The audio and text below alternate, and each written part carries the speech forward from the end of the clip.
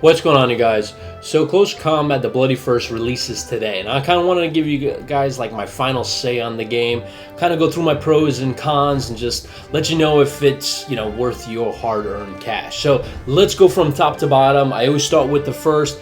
Before we dive into a game, I wanted to mention a couple of things I do like about it. All right, of course you have a multiplayer section here, but the trick here, I like that they added a scenario editor. So the reason why I'm very big on scenario editors is because the community can just get in on this, right, and make multiple different ways to actually fight a battle, and different units and different conditions, all that good stuff. So it kind of like gives a lot of replay value to this game, because after you play all the missions and the campaigns, you can now go into the community side and see what they've dug up, all right, and what they've created and such, and just keep continuing playing, getting more and more value out of it. So that for me is a big pro.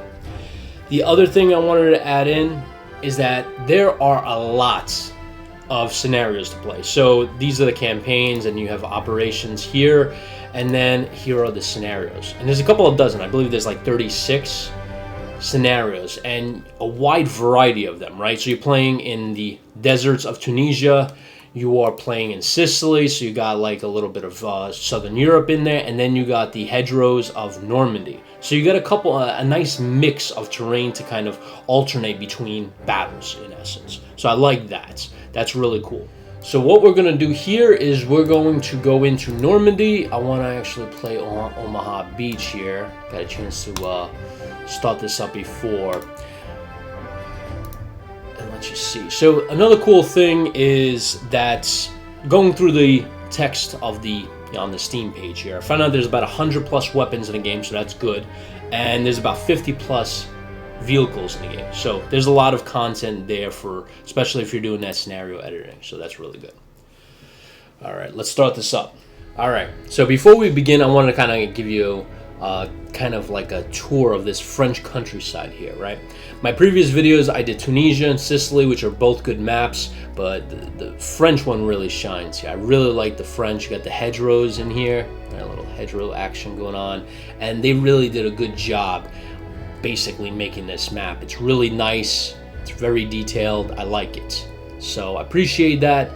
The next pro that I have is, and it's a pro that I like adding, and the reason being is because some developers don't do this. I don't know why, but WASD keys are mapped, right? And I know it's such like an obvious thing, but you'd be surprised there's a lot of developers that don't map these keys, right? The other thing I do like is it's very smooth. There is no kind of like cutting, there's no lag, there's no hiccuping when you're doing this. So the graphical engine that they're using is really nice. It's coded correctly, because you're not, there are a couple of games where you're moving around the map and it's glitch city. The other thing I like is it's nice and smooth, kind of angling. Very good, I like it. So let's start this game and kind of show you a couple. I'm going to lower the volume because it gets kind of crazy. So let's begin. This is Omaha Beach, so it's going to get fucking crazy. So let's start this up. What's going to happen in a second, so I'm going to get these guys to the beach quick, right? No time to waste. So it's very easy, it's very intuitive. You just kind of select a whole bunch of units, right click. You can have fast, you have them sneak, you have them regular move. So intuitive controls, I like that. It's another pro right there. The next pro, which I'm going to throw right on top, is the audio. I'm going to increase it so you can hear.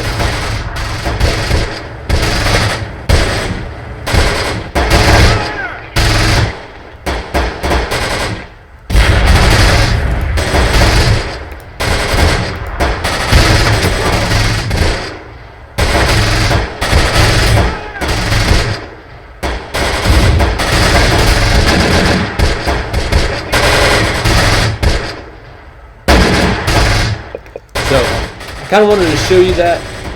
You can hear the cries of the infantry when they get hits. You can hear them basically shouting to one another, and that small arms fire is incredible. It's very realistic. I like it. It sounds like I'm at the range, and I really like it. They put particular attention to that, and it feels authentic. It feels like they actually went to the firing range, took the sound recordings of it, and threw it in the game. So now because of these sound effects, the game is very immersive. I honestly, when this game is going on and there's all this shooting going on, everybody's, shouting and all this crazy stuff is going on, I really get into the game. Honestly, my palms start sweating because there's so much shit going on that I'm like, wow, and it's it'll keep your face right against the screen, so I like that.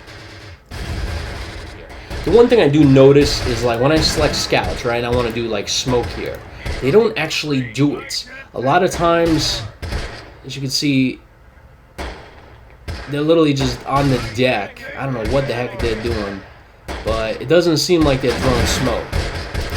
Right? I had this problem in the previous scenario where they just literally just stay on the deck. I don't know why. Even if I do a smoke right there, they won't do it. And I guess another con that I got is everybody has grenades, but I can't have them actually use grenades, right? So I can have them engage, like I can have these guys here defend. I want you to defend on the right-hand side, and they'll start engaging small arms fire, and they'll actually throw grenades. But I would love an option where I could actually tell them, throw grenades, throw smoke grenades, and then let's advance. But I can't do that, so it would have been something nice to have in the game. But beyond that, guys, I don't have... Oh, one last con that I noticed. I can't pause the game, right?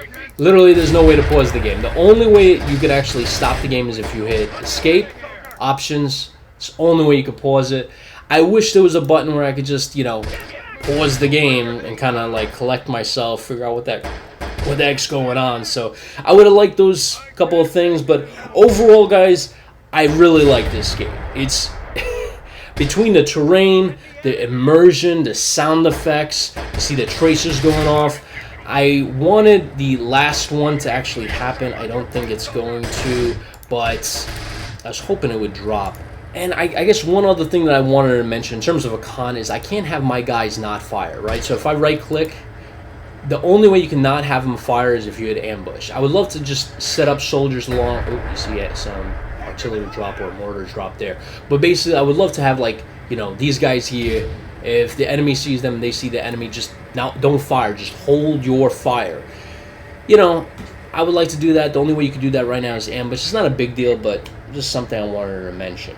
Overall, guys, I really like this game. This is a really awesome close combat game. I like that you have a couple of theaters that you could play in. I'm reviewing the game before it drops on release date. So because I'm reviewing before it drops on release date, I don't know the price. But the previous close combat games are at... Oh, shit, check that out. Wow, they're fucked. So basically, the previous close combat game... Wow, that's a lot. I gotta get them out of there. You probably want to move your soldiers as quick as you can, right? Anyway... The previous close combat games are around $40, so I expect this to be around $40. Honestly, I think this is worth $40. I really like the way this game plays out. The animations, going over all those pros that I was mentioning. Oh, and the last thing, check this out. If you hit escape, quit battle, you hear that? It's a little fucking chicken that got in the clocks right there. I do like that. It's kind of like... It's funny. I'll just give it that. It's funny.